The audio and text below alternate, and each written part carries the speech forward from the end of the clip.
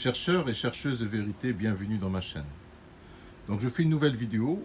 Cette fois-ci, je vais répondre à un commentaire d'une personne qui me reproche que je réponds parfois aux questions sans dire wa alaykoum salam. C'est-à-dire que quand quelqu'un te dit salam wa alaykoum, dans la tradition sunnite, tu es obligé de dire wa alaykoum salam. C'est-à-dire que c'est une obligation, sinon tu n'es pas musulman. Bon, j'ai déjà fait des vidéos là-dessus, 2 ou 3 je crois. Et je suis même approfondi dans le sujet, mais apparemment ça passe pas. Bon, maintenant moi je vais apporter des preuves que salam alaikum n'est pas une obligation dans le comportement du musulman. Ce qui est important dans le comportement du musulman, si quelqu'un te propose la paix, tu dois lui proposer l'équivalent ou encore mieux. C'est ça qui est dans l'obligation du musulman. C'est-à-dire Dieu, pour que qui t'agrée, tu dois être pacifique. C'est-à-dire que même avec ton ennemi de guerre, s'il te fait la paix, il te demande la paix, tu dois... Encore une fois, ils ont fragmenté le Coran. Ils vont dans le verset de Surat Nisa, je crois 86, je ne sais plus, où Dieu dit وَإِذَا أُلْقِيَ إِلَيْكُمْ وَإِذَا حُيِّيتُمْ بِتَحِيَّةٍ فَحَيُّوا بِمِثْلِهَا أَوْ أَحْسَنَ مِنْهَا. On va y arriver, on va y arriver. C'est quel verset qu'ils combattent? Message obéi. Alors, on va aller du début pour comme ça vous comprenez de quoi il s'agit. Parce que pour comprendre le Coran, il ne faut pas le fragmenter. Le Coran, il faut lire du début. C'est comme une histoire quand tu lis dans un livre. N'importe quel livre, tu lis la fin, tu vas rien comprendre et tu vas, comment dire, tu peux le tordre le cou du livre comme tu veux. Mais si tu lis depuis le début, il y a un développement, il y a une histoire et c'est comme ça qu'on comprend les choses. L'une des façons de falsifier le Coran, c'est, et les sunnites sont très forts là-dessus, c'est la fragmentation. Il va te prendre juste un passage. Par exemple, toi, tu vas raconter une histoire et puis tu vas dire un mot, on va utiliser ce mot et on va créer un mensonge à partir de ce mot. Donc, Surat Nisa, vous allez voir que Dieu parle de guerre. Verset 73. Et si c'est une grâce qui vous atteint de la part de Dieu, il se mettra certes à dire, comme il n'y avait aucune affection contre vous et lui, quel dommage. Si j'avais été avec ceux, j'aurais alors acquis un gain énorme. Qu'ils combattent donc. Alors il parle de combat, d'accord, il parle de guerre. Il faut savoir que le verset là, dans la sourate Nisa, il y a la plus grande partie, Dieu, il s'adresse aux musulmans de l'époque du prophète. C'est-à-dire le prophète et ceux qui le protégeaient. D'accord. Lui, il était en guerre et après sa mort, la guerre est terminée. Le message a été transmis, c'est-à-dire le Coran, le djihad a été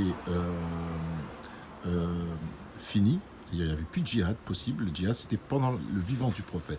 Après sa mort, il n'y avait plus de djihad. Donc là, Dieu les exhorte à faire le djihad.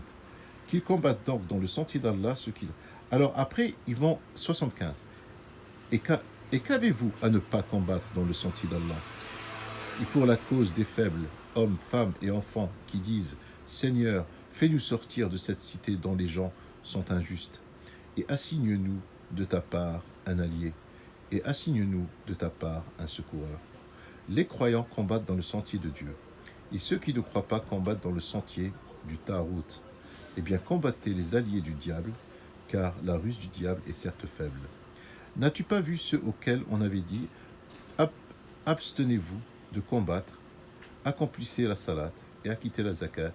Puis lorsque le combat leur fut prescrit, voilà qu'une partie d'entre eux se mit à craindre les gens comme on craint Dieu.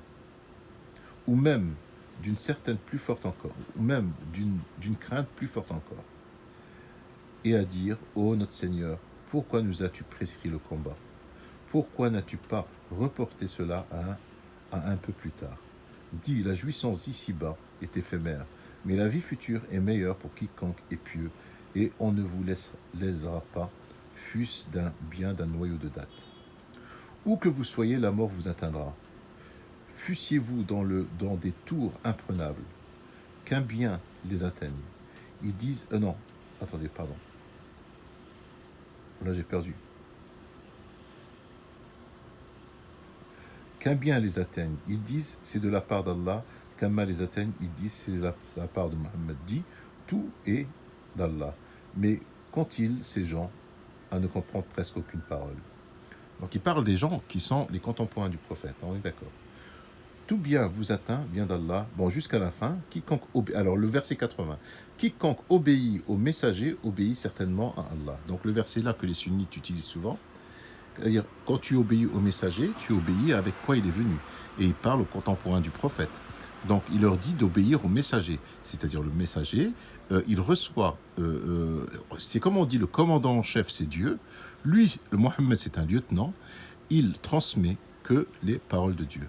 Et Dieu, c'est lui qui faisait la guerre aux infidèles en protégeant Mohammed et ses disciples, c'est ceux qui étaient avec lui, et en obéissant à Mohammed, c'est-à-dire que si tu obéis au lieutenant, forcément tu obéis au commandant.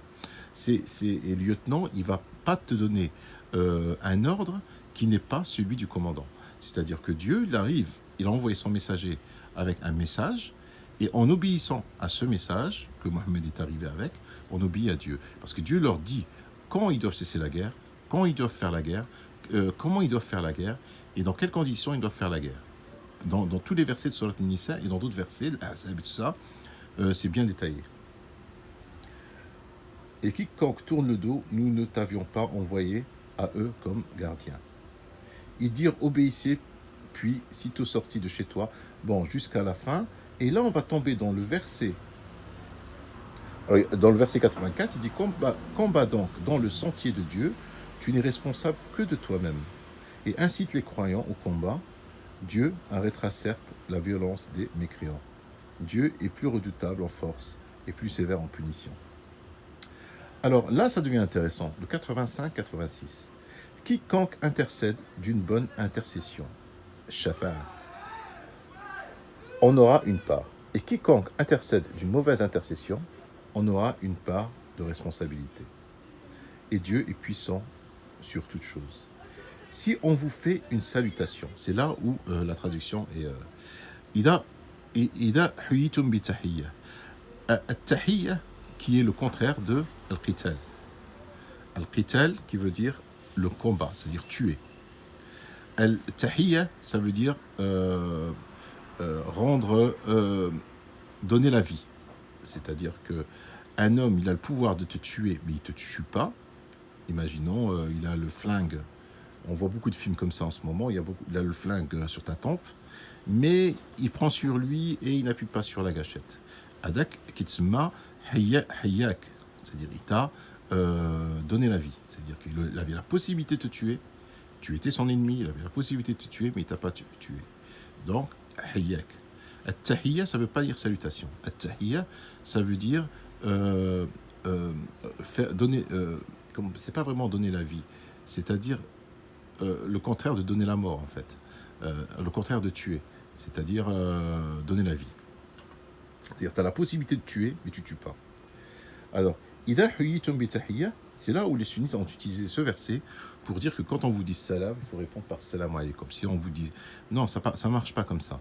Dieu, il va pas s'arrêter sur ces détails-là pour que tu sois un bon musulman. Dieu, il cherche à sauver des vies. Dieu, il est pour que les gens soient pacifiques sur terre. Il ne veut pas D'ailleurs, le péché qui est impardonnable, c'est l'association, et tout de suite derrière, c'est si tu tues quelqu'un sans raison. Donc, la guerre, tu es autorisé de défendre, mais si tu as la possibilité d'intercéder, si tu as la possibilité de donner la vie, c'est-à-dire tu as la possibilité de tuer, mais tu ne le fais pas, eh bien, Dieu, il te récompensera pour ça. Alors, quiconque, si on vous fait on vous donne la possibilité, on vous donne la paix. Ida huyitum bi tahiyya. Tahiyya, ça veut dire la paix. Bon, c'est pas vraiment la paix, mais si on vous donne la possibilité, alors faites-le d'une façon meilleure. Toi aussi, tu fais d'une façon meilleure. Ou bien rendez-la, simplement. Certes, Allah tient compte de tout. Il tient compte de tout. Il ne va pas te jeter en enfer parce que il y en a un qui t'a dit salam alaikum et tu ne lui as pas dit wa alaikum salam. il va te jeter en enfer, il va te juger parce qu'on t'a proposé la paix, parce qu'on on a voulu la paix, on n'a pas voulu qu'il y ait du sang qui soit répandu sur terre, et toi, tu as refusé. Ça, il peut te juger Dieu là-dessus. Et que toi, tu as répandu sur terre le sang, et tu as subi, alors qu'il y avait la possibilité de... Comme on appelle aujourd'hui dans les temps modernes, on négocie la paix, il y a la diplomatie qui peut remplacer les armes. D'accord? Donc, il s'agit nullement, dans le Coran, même dans d'autres versets, il s'agit nullement de dire « Wa alaykum salam ». Un bon musulman, c'est celui qui c'est celui qui ne donne pas la mort, même s'il est en guerre. C'est-à-dire, en étant en guerre, tu as la possibilité de laisser la vie, eh ben, tu peux le faire. C'est comme ça. Dieu, il ne veut pas... Pour lui, les âmes sont sacrées. Wassalamu alaikum.